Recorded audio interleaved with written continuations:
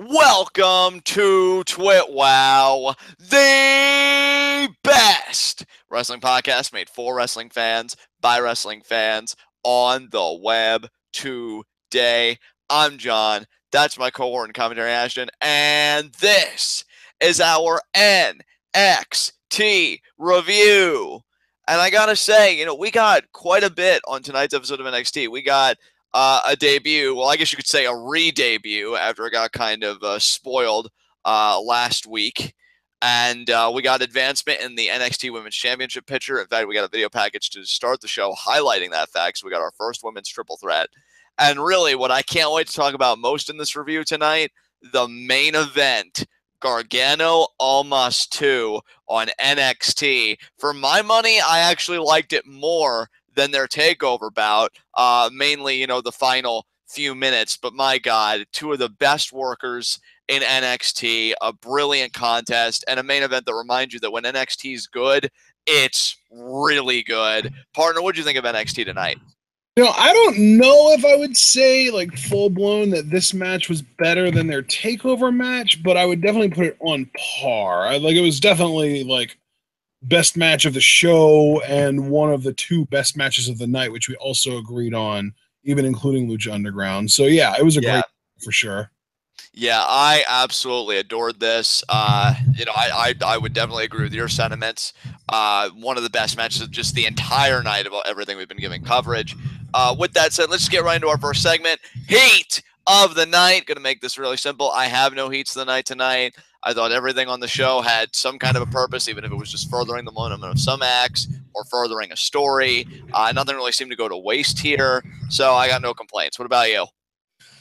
No, I don't think so either. I don't really think I have any problems with the show.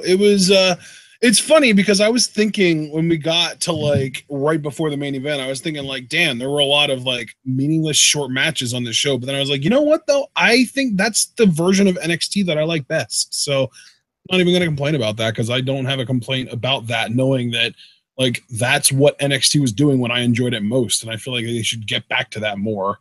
Yeah, and you get those short matches, then you get a main event like what we got tonight. If NXT wanted to follow that formula for a while, I wouldn't look a gift horse in the mouth. Yeah. So with that said, let us get right into our NXT review, and we open up, like I said, a video package highlighting the women. Asuka vacating the title and this whole big situation to make a fatal four-way at TakeOver Houston. We're gonna have like a series of triple threat matches, and then that's the first match we open with. Peyton Royce versus Liv Morgan versus Nikki Cross. What do you think about this match, Ashton? This match, it's really strange, actually, because as far as the match goes itself, I wasn't into it. But the individual parts, you could kind of pick out like who was good and who was doing things well. I'm actually getting more and more impressed by Liv Morgan every time I see her in the ring. She is low-key really athletic. Believe it or not. Yeah, she's really coming into her own, dude. I agree with you. Really not much. She was out there throwing like, reverse roundhouse kicks and Hurricane Ranas all over the place. I was definitely impressed by her. I love Peyton Royce, and I still don't get Nikki Cross. But the fact that she was pinned tonight, I was actually happy with that. So. Of course, I think one of the big questions I want to ask you revolving this, but before I do pose that question to you, let me just make my two observations. Liv Morgan, to me, as I said earlier, she's really coming into her own.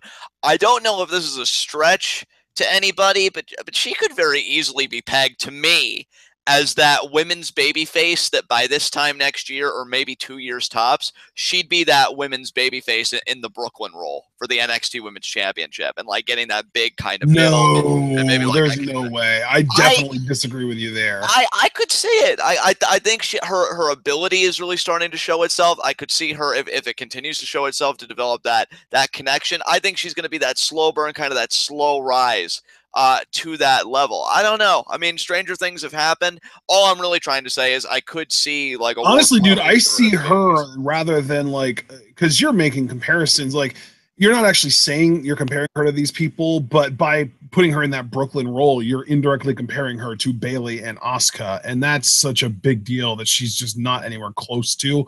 To me, she's much closer to like an Alexa Bliss or a Carmella, where she's good enough in the ring and she's got great character traits that if you work with her and maybe even give her that heel turn that those two kind of took advantage of, that really sparked their characters into something great, she can become something great. But I do not think that she's going to ever be that top level babyface like you're saying.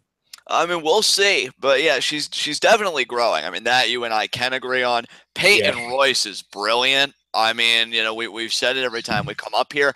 That fisherman suplex, you want to talk about perfection? I mean, just the form and everything. Oh my God. I think Peyton Royce is my favorite female worker in NXT right now, and honestly, unless you count some of the Mae Young Classic editions like Dakota Kai, Kairi Sane, that kind of stuff, I don't think it's even close. Like if we're just talking about the pre-NYC NXT girls, Peyton's at the top for me, and I don't know if there's anyone under her that comes close to her. And honestly, you know, for me, Peyton would at the very least definitely be top 3. I mean, not even top 5, like top 3. I mean, her work. Would you say she's top 2 right behind Ember for you? She may be, because I mean, dude, her work is of such a quality. Like, if people haven't taken notice now, I don't know what to tell you. Because, like, I just saw that fisherman tonight, and I just had this biggest smile on my face because I'm like, that's how you do a move like that. It's gorgeous, great snap. Everything she does is great. That spin kick she did to precede it was on point. Like, and she's got a character, you know, especially with Billie Kay, you know, being a part of a duo and stuff like that. I think it works for her. We've already said, and you know I've already kind of come out and said that I feel like they should have had a title run already. I would have them be like this this women's faction that kind of runs roughshod. That hasn't happened yet. I don't know if it ever will, but I just see big money in them as a group, and definitely Peyton as a singles competitor. But I now mean, you said faction, and that just got my mind rolling. Like, I want them to team up with NXT, and rather than being the Iconic Duo, I just want it to be a faction called Iconic. Yeah. Yeah. Hell, dude, if they ever get called up to the main roster, you want to talk about give Emma a chance? I would stick the two of them with her, and then you've really got a faction, I think, that would be money in the Yeah, then they can all three do nothing together. Yeah. Yeah, it's sad. But what isn't sad, and what could actually be quite interesting, is, of course, the big narrative development in this thing. We see the Undisputed Era come out, and I like this because, of course, Nikki Cross is a part of Sanity. Sanity has had problems with the Undisputed Era. And who is with them but Tainara Conti? Yeah. What did you think about this, man? I was really, really curious to know your thoughts on this. What do you think? I mean, you know, I am a fan of Tainara just because she's got that legit martial arts background. She's Brazilian, which means she has a very, very faithful country fan base behind her. And obviously, she's got a great look. And then she comes out there and she goes after the female that I want to win least and costs her the match. Yes, please. Yeah, you know, I've got to say, because when you look at all the NYC women, you know, obviously there are those that stand out at the forefront. And then I think Tainara Conti would maybe either be like the middle or even like the lower half for people that like are paying attention to. Yeah. Do you remember I actually made like a rankings system where I actually ranked the 32 Mae Young Classic women in order from best to worst, in my opinion? Yeah. Tainara ended up landing 21st. So that, yeah, pretty much what you're saying, middle of the pack. Yeah. So to give her this kind of association, now here's my follow-up question. Do you think that was only a one-time association, like the Undisputed Era got in her ear and we're like, hey, you know, you should really do this. You should really make your mark right now. Or do you think that she's actually going to be running with these guys? It's interesting. They might be like trying out for a fourth member. They might be like trying to get a female member because they're feuding with Sanity and they have a female member. So it's like, you know, equal opportunity. We've got to get a female to handle Nikki Cross, and Tainara might be the person that they're targeting specifically, or Tainara might just be the first person on a long list of women that they're going to be basically auditioning for that fourth spot. We don't know. I like both possibilities that you're kind of presenting here.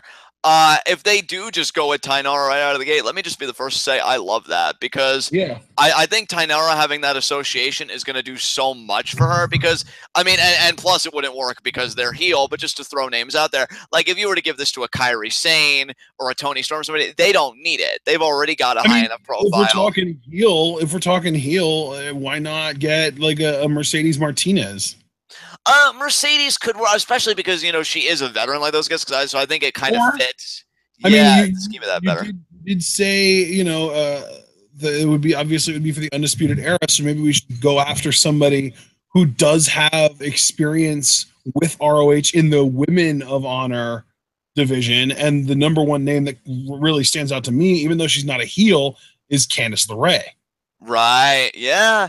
Yeah. You know, If we want to figure out a female that the NXT universe is kind of unfamiliar with that could pull off being a heel, that it was also in the Women of Honor system that WWE has contracted for before, Deonna Purrazzo. right. She was an alternate for the Mae Young Classic. So there are options, but if they're just rolling with Tainara too, I mean, they'd be fine with that. That'd be cool. Yeah, like I was saying, you know, I think if you know, there's no need to go with certain other like high profile women. Maybe Mercedes could be an exception because again, it is the Undisputed Era. These are very experienced competitors, and Mercedes is a very experienced competitor. But I like that they may be giving it to Tainara because she is again that middle of the pack kind of competitor, but yet making her associate with these guys. And you think about associations, you're like, oh well, she's running with those guys. She's running with Adam Cole, Bobby Fish, and Kyle O'Reilly. She must really be something.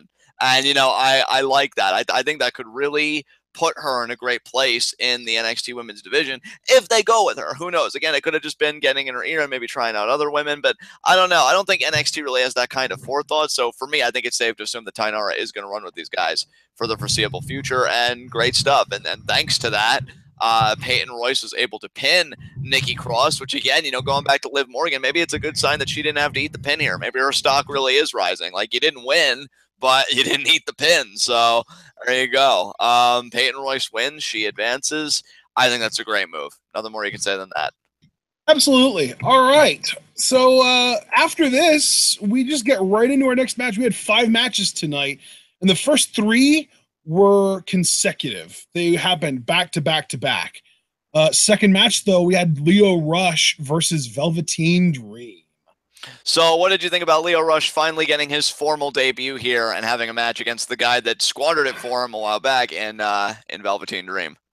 Dude, you know I love Lio Rush. Yes. I'm already going to say it straight up. I feel like they really botched his debut here. Oh, I wasn't expecting you to go that route because when we're kind of having preliminary conversation, I didn't really get that vibe from you. But well, I mean, yeah, here's the thing. I think Lio Rush, being as amazing as he is, could probably find a way to get over regardless of the botched debut. But to me, when you debut someone and immediately have him get his ass beat before he can even have a match, and then his second match, he comes out and he's this awesome house of fire for 30 seconds and then gets destroyed again.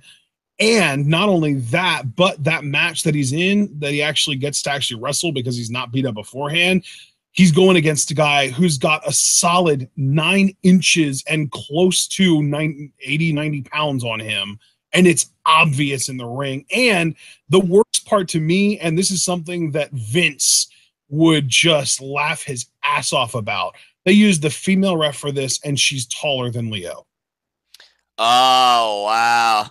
Yeah, I could see you were very observant in this match because I didn't even really take note of some of that. So like I knew it was a female ref, obviously.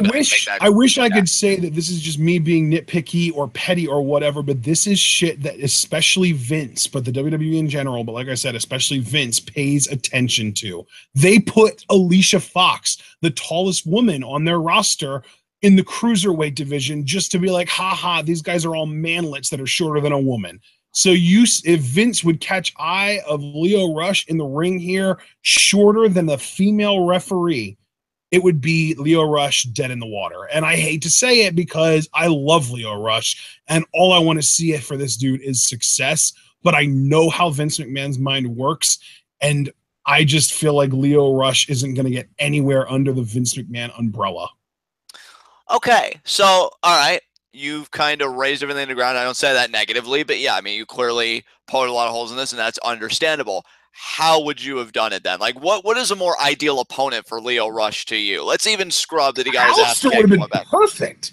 So you think Aleister would have been a good opponent? Yeah, well, yeah, because already we see Aleister Black as a larger-than-life character. Aleister Black feels big, but you put him directly in the ring with Lio Rush, and there's not as much of a difference because Aleister Black is like 5'11". Like, he's not a big guy. He just feels like he is. But you put him in the ring with Lio Rush, and the size difference exists, but it's not nearly as extreme as the 5'6", 160-pound Lio Rush going against the 6'3", 230-pound Patrick Clark.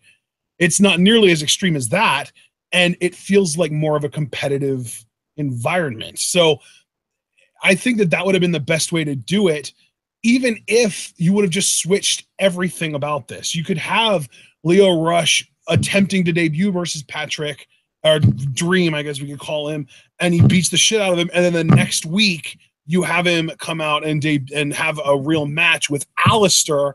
Or you could have just done it backwards. You could have him have his match with Aleister, have it be competitive 12, 13, 15 minutes. And then after the match, you have Velveteen Dream come out and beat him up. But to me, I think that Aleister was a much better debut opponent for Lio Rush than Patrick. Oh, sorry about banging on the mic, by the way. I didn't even realize I was doing it. But I think that Aleister's a much better opponent than Velveteen Dream for Lio Rush because of the size difference. You've got Aleister Black, about 5'11", 210, 215 pounds. Patrick Clark, Velveteen Dream, 6'3", 225, 230. Lio Rush, 5'6", 160. I think that Aleister, because he feels big, even though he's not physically big, would have been a much better opponent for Lio than Velveteen Dream. Yeah, I can see what you're saying. Yeah, I just really wanted you to get your full thoughts out there because after like saying like, oh, this was just, you use the word botched. I was just thinking like, yeah, I mean, it didn't even have to be Aleister. You didn't have to introduce him during this feud. I would have been cooler with it being like Oni Lorcan, like somebody, under 6 feet tall who still feels like a badass, who isn't extremely big compared to Lio. You know what I mean? And we've seen with Aleister lately, like, because he was Bobby Fish and Kyle O'Reilly's debut opponent when they came in. It's always been like very generous. Like, they look great in those matches. I have no reason to think that Lio Rush wouldn't have looked great as well. Yeah, and I mean, to be fair, Bobby Fish, I believe, is like 5'9". So you didn't even think about, or he's listed at 5'10", but still, you didn't even think about the size difference when he was in there with Black because it was more about the wrestling. You know what I mean? Yeah, exactly. And also because the size difference wasn't that extreme. But when you see Lio Rush and Patrick Clark, I mean, I hate to be rude, but it felt like I was watching a normal sized guy wrestle a midget in there. And it's not something that I normally think about, but the size difference was so extreme with these guys that you can't help but notice. And then it's all, like I said, it's all kind of exponentially made worse by the fact that then you've got this female ref in the ring and she happens to be taller than Lio Rush. It's like, God, like it feels like they really went out of their way to set him up for failure in this match. Yeah, man. The match wasn't bad, but I just mean the perception of Lio Rush as far as his credibility goes. Yeah, I can certainly see where you're coming from. Lio Rush did some great looking moves here between his kicks and that one sick DDT he got off. Yeah, like the first 2 minutes of this match, the first minute and a half, 2 minutes of this match, where Lio Rush is doing Lio Rush things, and he's fast and he's elusive and he's dodging everything and throwing kicks at a mile a minute, were great. But as soon as Patrick Clark took control, he did not relent it. He was dominant, and he made Lio Rush look lesser. Yeah, you know what? I think you echoed my sentiments perfectly because the moment the momentum shifted to Velveteen Dream, Lio Rush never got it back. Velveteen Dream was very dominant.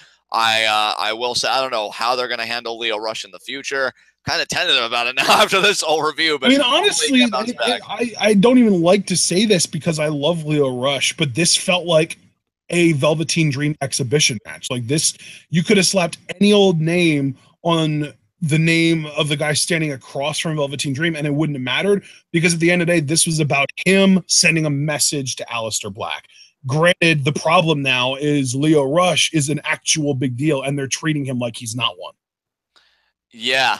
And that is going to be a problem, and especially too because I liked the beginning of the match, the tone that I thought they were going to set, because Velveteen Dream is getting up in Leo's face and he's like, say my name. Hell, I'll say it for you. Velveteen. And then he gets slapped. And I really like that. So I think Lio Rush showing that fire and slapping Velveteen Dream, if what would have proceeded from that was Lio Rush having a clinic with Velveteen Dream and, you know, showing what he can do while still making Velveteen Dream look strong, which is entirely possible. Yeah, like I feel like I love the little sequence that we got out of Leo.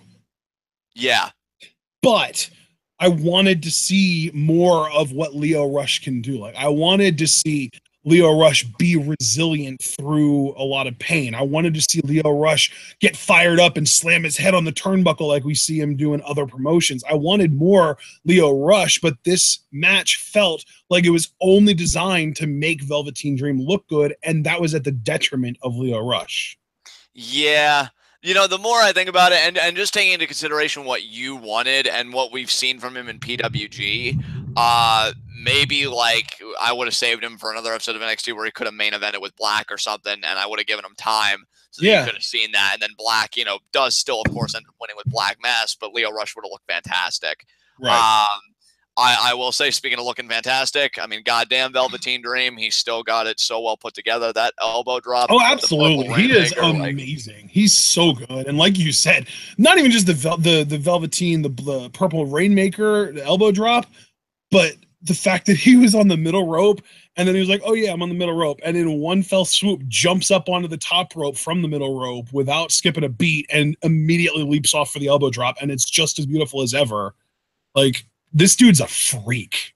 Can't wait for the match, man. I really can't wait for him versus Aleister Black. And I never thought like I'd look at Velveteen Dream from where he started and then seeing the work he's done in this feud and being like, yeah, I'm anticipating that match. And this is a guy in Aleister Black that's faced again Kyle O'Reilly, Bobby Fish, Cassius Ohno, Hideo Itami, and now like Velveteen Dream. So it's definitely a contrast, but that's, I think, precisely what's so alluring about it. You know, he doesn't come from the world that Aleister Black does, and that's kind of the point. So can't wait for the matchup whenever that takes place. Velveteen Dream gets the win. I think we can move on. All right, then. Up next, we had our third match of the night, Lars Sullivan versus Danny Burch.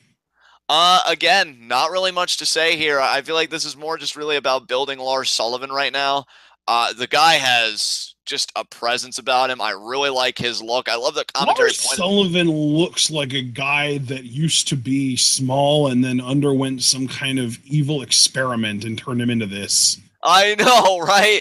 And dude, like, I'm not even saying this in a negative way. Like, I do mean it as a compliment, but like, I love the commentary pointed out his hands, and I got a good look at them when he was doing those cross faces to Burch, and I'm like, yeah, goddamn those hands! Like, this guy really does have a unique look. I'm glad you remembered to bring up the hands thing because I wasn't going to, but I'm glad you did because I actually had a thought while we were watching this match. How interesting would it be if rather than winning with this side spinebuster that he's been winning with, what if he adopted the skull crusher, like using his hands on the skull? Yeah, like Kali used to do, you mean? Like that vice grip? Or yeah, like the vice grip or like the claw, like an old, I forget who used to use that, but like, yeah, like, and the reason I say that is because they can even go out of their way to be like, normally in order for this to be effective, he would have to be a giant, but he's got such big hands that the rest of his body doesn't even need to be as big. He's got the hands of a giant. You know what I mean? Yeah, I definitely see what you're kind of like a vice grip or just something to do with those hands, or like a Von Erich claw, so to speak, or just something that really Von Erich, yeah, that's right. Yeah, I'm thinking, yeah, Kevin Von Erich did that, right? Yeah, I believe you're correct there. Yeah, just something that really emphasizes the hands. Because I remember, too, when we were first hearing about the guy and there was like a still photo released of like an NXT taping and you saw him, like the first thing that came to my mind were those hands. And I'm like, damn. And yeah, I mean, the guy's still undefeated. He's still kind of squashing people. You know, I know you mentioned something. I think this might have been when he was going against Oni Lorcan. But we really don't know what his limits are, like how far he can go, you know, in the ring and stuff like that. So I'm hoping NXT is, you know, careful about protecting him because he's got a great look, and I do like him on the mic, and I think we both agreed about that. Like his personality, I think is definitely going to take him far. So yeah, not much to say. It was just another win for Lars Sullivan, but I'm still digging the dude, so can't complain. Yeah, I'm telling you, man. Like Lars Sullivan looks. There's so much Dr. Jekyll and Mr. Hyde to him. It's mostly just because he looks like what I would imagine Mr. Hyde would look like in real life. Yeah, yeah, great point, dude. Great point. It's crazy, man. Like I feel like I know this is really dumb and corny and stupid, but I feel like there needs to be like a segment where you take like a smaller, skinnier guy like a James Ellsworth and you put him in this pod. And then like there are like all these buttons and switches that need to get flipped and pressed and shit. And then out comes Lars Sullivan. And they still call him James. He's still James Ellsworth, but we see it's Lars Sullivan. And that's James Ellsworth from now on. And the guy that plays James Ellsworth now can just, fade into the darkness. Wow. All right then. Well, that was an interesting thought. Would that not be hilarious though? Like James Ellsworth, this scrawny little pipsqueak, goes into like this scientific experiment meant to increase, maybe to impress Carmella. He goes into this like scientific experiment to increase, physical conditioning or something like that. And out comes Lars Sullivan's body, but we still call him James Ellsworth. Like it's still meant to be James Ellsworth with physical transformation because main roster people haven't seen Lars yet, so they wouldn't recognize him. And it's just like, wow, James, you sure have gotten bigger and scarier. And I end this. It's funny too because you mentioned Carmella and like I know people have always been like, oh, when is and I mean of course he can't do it now because he's nursing that injury, but when's Big Cass gonna kick his ass and like take Carmella back? And you got your feud right there. Like this guy does it for Carmella, but then of course her actual boyfriend comes in and you have King Kong versus Godzilla right there. So oh my god. Yeah, I think you could do some fun stuff. But anyway, let's move on. What came after this? Oh man, after this we had a recap of Roderick Strong and Drew McIntyre's match that they had last week, and next week we will get an exclusive interview with Drew McIntyre, most likely addressing the fact that the Undisputed Era tried to maybe coerce Roderick Strong into joining them last week that we don't really know about yet. Yeah, I mean, I'll be looking forward to see what Drew McIntyre has to say. I think he's just salty because he's inferior to Adam Cole, but that's just my opinion, and you're right. Yeah, so, all right, what came after this? Up next, we had our fourth match of the night, and that was Street Profits versus Damian Smith and Marcos Espada. I like this match. I did, and I love, like, Montez Ford's athleticism, and I definitely think he has charisma, but I'm wondering if maybe he should dial it back a bit. Did you see after this match when they were celebrating, when Angelo Dawkins went up to celebrate with the fan with the Street Profits sign, Montez Ford jumped over the guardrail in one jump? I did see that, and I was like, damn. Yeah. My only concern, and I hate to make this like the pickiest of nits, I just have to say something when it's on my mind. I do like these guys, particularly Montez Ford. I don't remember seeing Angelo Dawkins doing the stir it up crap. Maybe he did, and I just no, he did it. He did it. Oh, he did it. Yeah, times actually. Yeah, he did it once when they were doing their entrance, because you know how when they do their entrance, they like step through the ropes and then come back out through the ropes and face the crowd. Right. He did it then, and then he also did it after the match as well. So okay, so yeah, I guess I'm just mentally suppressing it. Yeah, he'll never quit it. But with Montez Ford, he did this little bit where one of the guys on the opposition was taken out. It was just like kind of screaming at him and getting really fired up. Yeah, and I got kind of Mojo Rawley vibes a little bit. Yep, it was like he crossed the line from cool to annoying. Yeah, I'm glad you phrased it that way because I felt kind of bad because I do like Montez Ford. I do. It's nothing like Mojo where I just feel that visceral hatred from day one. I just don't want him to go to that territory. So I'm thinking, you know what, Montez, like you've got this charisma about you. Just dial it back just a bit. You don't need to rely on mannerisms like that. Like I liked how they celebrated. Dial it back. I would more say like do more what you did the last time we saw you, and rather than running across the front row and getting hype. And I just again used a Mojo Rawley term, but getting hype with the crowds in the front row on the same side the camera's on. Do what you did last time and run through the crowd rather than in front of it and on the side that the camera is watching rather than the side that the camera is actually set in. Yeah. Yeah, because I definitely think Ford is the money in this group still. Like, again, But it he's wasn't a so, little bit over the top. yeah, just and that's just it. It wasn't so bad where I'm like, oh God, Montez, how could you do this? Like, I believed in you. No, it's nowhere near that bad. It's just I It's saw more it. along the lines of, wow, dude, I want to like you. Please don't make me not like you. Exactly. Like, this is a warning. This is like a flag thrown on the field. Get your shit together. Again, dial that shit back, and other stuff you were doing, do more of that. And I think you'll be in good shape. But other than that, yeah, I mean, what's there to say? I'm still waiting on the Dusty Rhodes Tag Team Classic. I mean, that's when things are really going to pick up in the tag division. They win with their double team. Ford's Frog Splash is still a thing of beauty. So again, he checks far more boxes than Mojo. I don't want to get like, oh, he thinks he's Mojo. Just again, a little bit of a twitch I developed there just seeing that, because I'm like, oh dear God, do not go down this route, man. I like you. I'm trying to look out for you, fam. Don't do this. Don't do this. Yeah, So yeah. I'm the referee throwing the flag. Excessive celebration, 10 yards. The penalty will be assessed on the kickoff. There you go. So anything you want to say about this match, or can we move on? Let's move on. Up next, we had a sort of preview of next week. We're going to be getting another three-way match. It's going to be Ember Moon, Ruby Riott, and Sonya Deville for the third spot at TakeOver Houston. And I don't know if it's meant to be a match or a face-off. We're going to be getting Sanity and the Undisputed Era doing something. I think it is going to be a six-man match, so Nice. it should be quite chaotic. Yeah, looking forward to that. And then after this, did we get our main event? Yes, we did. Main event of the evening. Johnny Wrestling versus Andrade Cien Almas. All right, I'm going to have a splooge fest over this match, so I always like to suppress it. You go first. Do it. No, you. No, you. I pass the buck to you. Give us your The thoughts. match was really, really good. Gargano is an incredible babyface. Andrade is an amazing worker, period. Zelina tried to help but failed. Andrade won after a drop toe hold onto the turnbuckle, 2 double knee shots to the back of the head, shoulders of Gargano, and a hammerlock leg sweep DDT. Brilliant finish. Go! All right, fine. God damn. Love this. Again, for me personally, I know Verizon may be a bit more of a debate, or maybe he did decide the TakeOver match was better. I like this more than their TakeOver match. Pacing was great. Johnny's an amazing babyface, sells like a motherfucker. Andrade's offense is perfect. I love commentary again was great in this. Like Morrow and Nigel, and again, I don't even really hate. I'm blanking here, whoever the other guy is.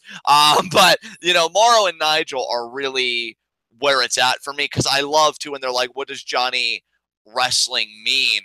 And I think it was Nigel that said, for me, Johnny Wrestling, it shows that it's his passion. He's been watching this since he was 8 years old. Yeah. Do you notice that I'm able to quote commentary more now because I pay attention because it's good? Well, not only that, but like you are giving it credit. I was getting ready to say like Percy Watson is a dude. That's who it is, Percy Watson. Yeah, like I don't really mind him. He's more like background noise. And I mean, Did you hear what he said as soon as Morrow brought up the Johnny Wrestling? Yeah, the Johnny Wrestling nickname. Yeah, it was so like it was a huge stumble because he's like, oh, it reminds me of Johnny Football, but he can't go down this route right now. What? He said, yeah, he stole that from Johnny Football, but he can't go down that road. Yeah. Johnny Manziel was known as Johnny Football. First of all, that was after Johnny Gargano adopted the name Johnny Wrestling. So you're absolutely wrong, as usual, Percy Watson. But also, the reason that he said he can't go down that road now is because Johnny Manziel notoriously washed out of the NFL because he loved cocaine too much. Oh, wow.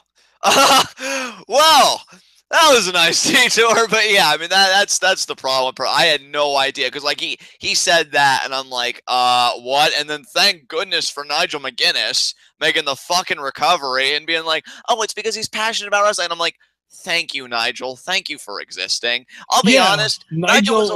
Percy Watson was like, oh, I'm going to fumble the ball away to the other team. And then Nigel was just like, oh, screw you. I'm going to recover it and run it in for a touchdown, you prick. I'm going to be perfectly honest with everybody. To start, and And when I say to start, I mean when he first came in, Nigel was a little rough around the edges for me, but I think he's really come into his own on NXT commentary. Like, I have really grown to love the dude, and I think Morrow's a perfect compliment to him. But anyway, back to the match. Again, it feels great to compliment commentary again, particularly those two, for enhancing a match. These two are brilliant. I mean, you guys know, if you're longtime listeners of our NXT reviews, I fucking adore Almas. And while I may not be the biggest Gargano fan, much like Sami Zayn, who is really growing on me now that he's telling everybody to go fuck themselves, he's an amazing babyface. And, you know, he knows how to sell, and he knows how to make his opposition look like a million fucking bucks. He's so good at being sympathetic. I love him. The storytelling in this towards the latter half was magnificent. He's a strong, independent man who don't need no tag team partner. Exactly, like he has the Gargano escape, and I love this. And again, thank you to Nigel for pointing it out. Nigel, you're the real MVP, because Zelina once again employing a DIY t-shirt, this time wearing one so that Johnny's looking right at it. And you could see he spaces out for like a few seconds, but then he cranks back on it. So if you're a Johnny Gargano fan, you're thinking, yes, you know, he's put that behind him. He's ready to move on, move forward. But as Nigel pointed out, when he loosened that a little bit and he kind of went off into space, that allowed Andrade to regroup and get closer to the ropes. The physicality of this match was great. That lawn dart Johnny did, god damn, was a thing of fucking beauty to me. And then why I prefer this to the TakeOver match, right, is if we're going to start to take Andrade seriously, if he's building this winning streak, I don't want it to be purely because of Zelina. Like, I can understand if she gets like 5% credit every match. I mean, she is like a valet. It just makes sense to me. But I don't think we should ever forget the ability of Almas. And that's where I think this match really excels. Whereas with TakeOver, you could say, oh, well, if Zelina hadn't done that, you know, Johnny would have won. I like that the match didn't immediately end after Andrade got to the ropes of the Gargano escape. They still went like a few minutes, and the exchange, Andrade just clearly won the exchange. Also, there was another distraction where Zelina got on the apron, and she's like, oh, you know, you can't do this on your own. You can't do this on your own. And Johnny says, you know, that means nothing to me anymore. And you could audibly hear him say it again. Great storytelling. Andrade tries to capitalize, doesn't work out. So then they have their sequence. And in that sequence, not Zelina, but Andrade comes out ahead, sends Johnny into the turnbuckle, and then 2 double knees to the back of the head, which I didn't even think was possible, but it looks even more devastating than when he usually does it to the front of the face. I like that slight change in it. And then with one of the best hammerlock DDTs I've seen this motherfucker do, because he put some stank on it. And Johnny, of course, again, selling his fucking ass off, spiked him on his damn head, and then gets the pin.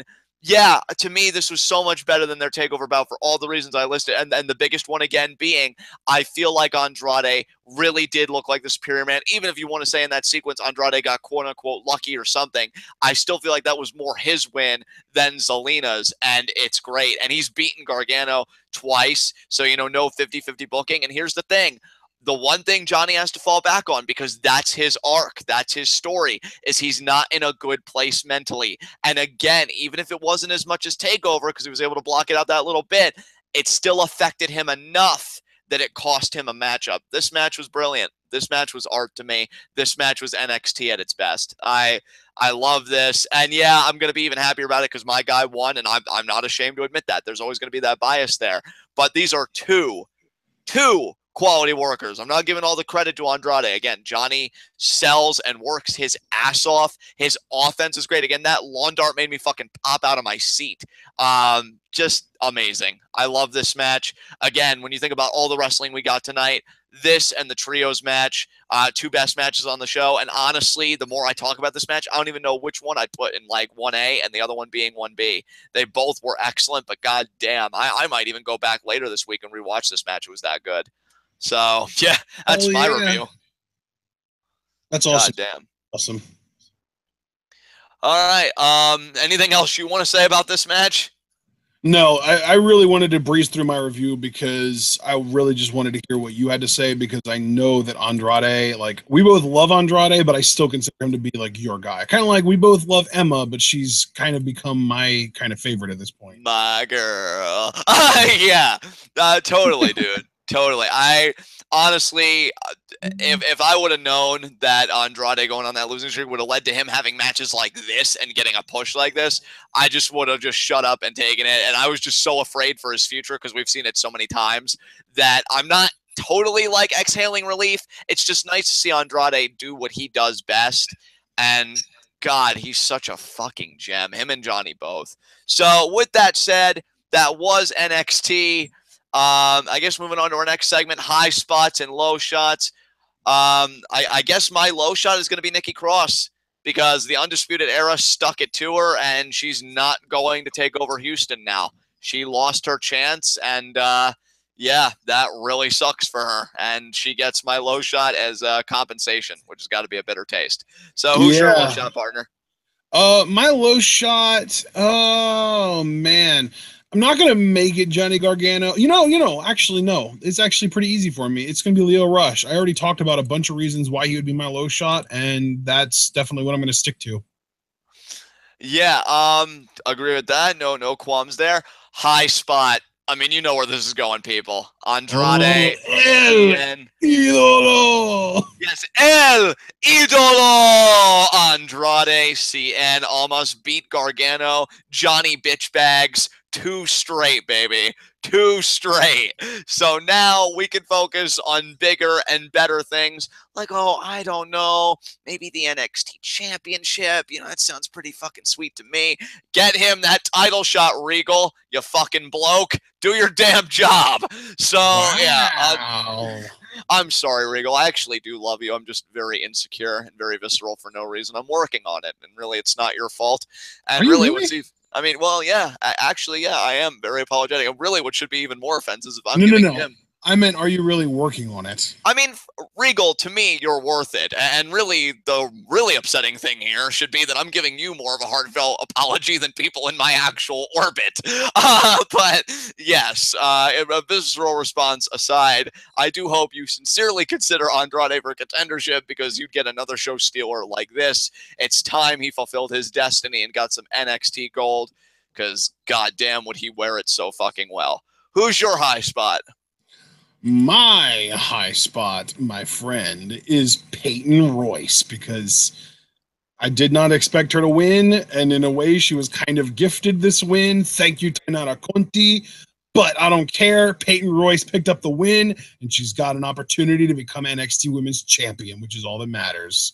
Hey, Peyton Royce is definitely deserving of your high spot. Of course, we all know by your rule she's sharing it with Adam Cole because we saw him on the show again. And we're getting so much Adam Cole on NXT, and that's just a beautiful thing. Oh, absolutely. And as you know, my rule is that if Adam Cole is on a show, he immediately becomes my high spot. So it should be known that Peyton Royce is my sort of secondary,